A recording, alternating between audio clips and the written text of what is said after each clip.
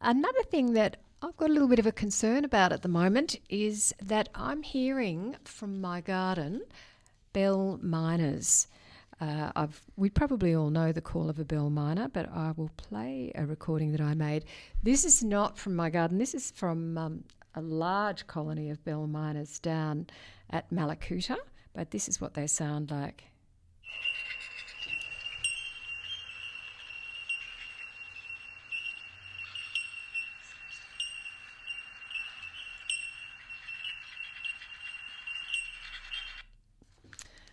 I think many of us know that call. It is bell-like call, but it is absolutely constant. At my place, I can hear them. They're in the distance, and I'm a bit worried that they're going to come into the garden because they're bullies and they shoo away lots of the other honey eaters in particular, and they cause all kinds of problems. The colony down at Malakuta is really huge, and if you spend too much time in there, I found the sound just absolutely messes with your head. You get to the point that you can't think anymore. It's quite remarkable. And some ornithologists are conjecturing that that's part of their kind of aggressive behaviour, that they just create a wall of sound that the other birds can't stand. And the other birds' calls certainly wouldn't be heard above. No, they can't of bell communicate, miners. can they? No. I can see that would be really irritating. Yeah. Worse than irritating. I mean, you just can't communicate. So how can you say when there's a predator coming or there's food to be had or, I fancy you? That's exactly right. Can't do any of that. Yeah, and the bell miners will also gang up and attack even somewhat larger birds. They'll get into groups of a dozen or so and attack larger birds and discourage them, so that the bell miners end up having a colony of a large group of birds in one area, and they more or less exclude all the rest of the honey eaters. Apparently, if they like trees with low vegetation under them, and birds like superb fairy wrens and the others that like low vegetation are allowed to remain in the area. Oh, very good of them, am I? Yeah, sure. I don't know how they stand it. And I've seen wonga pigeons pottering in that. I was inclined to think maybe wonga pigeons are deaf, but then they've got that persistent call. So They're that's definitely not deaf. No. But both those birds have a call way below sort of... Yes, that frequency. That high-pitched sound. Yeah, perhaps that's why.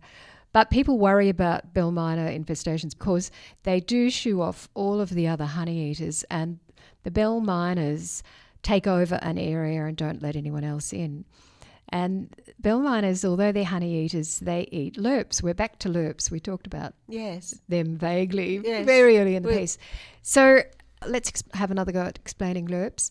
There is a little insect called a psyllid, which is often a sapsucker, and it lives on many trees, sucking the sap, and it Say creates... that again. Sucking the sap. Enough. It produces honeydew, and with that honeydew, it creates a cover over itself, which is usually white and sometimes sort of mostly a kind of a conical shape, and it's very sweet, and many birds like it. Some birds will just eat the lerp and leave the psyllid to produce another lerp again, and other birds eat both the lerp and the psyllid. But in the case of bell miners, there's talk that they actually farm psyllids and lerps. So they eat them to a certain extent, but they allow the populations of psyllids to flourish so that ultimately the psyllids themselves overwhelm the trees, and a certain amount of dieback is observed in plants where there's a colony of bell miners in the area. It hasn't really been 100% proven, but there is a strong association between the existence of bell miners and the existence of dieback. So I'm hoping that this colony doesn't spread itself any further and come into my backyard. I hear them when I go to Officeworks in Mittagong. Oh, right, there's a colony over there. Yes, the Gibbergunya Creek is just nearby. Mm-hmm. And that's where I think I hear them. And then I also hear them in Barrel.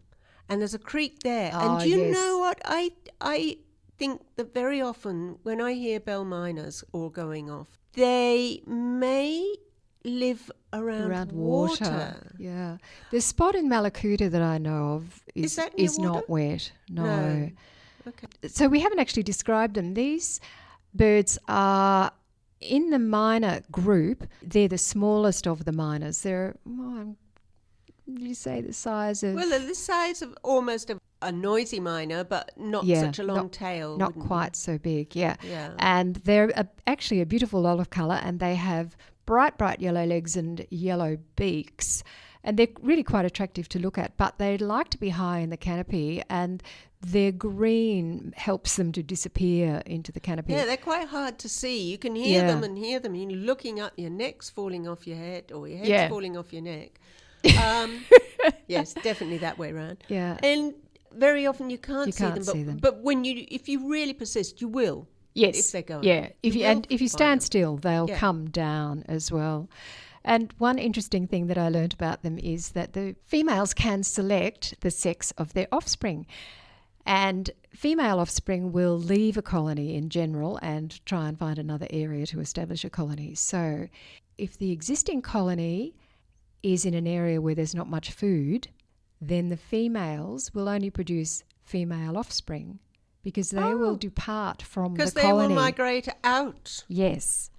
Whereas if there's plenty of food available, don't know. But if there's plenty of food available, they'll increase the number of males because they stay in the colony, and the males are actually the ones that, in general, assist with the feeding of the nestlings. I find that mind-boggling. It's amazing, isn't it? Yeah. That's my last little fact about bell miners. And fascinating. Well done, Floss. Thank you. That is quite something, isn't it? I just can't get my head around that. Right.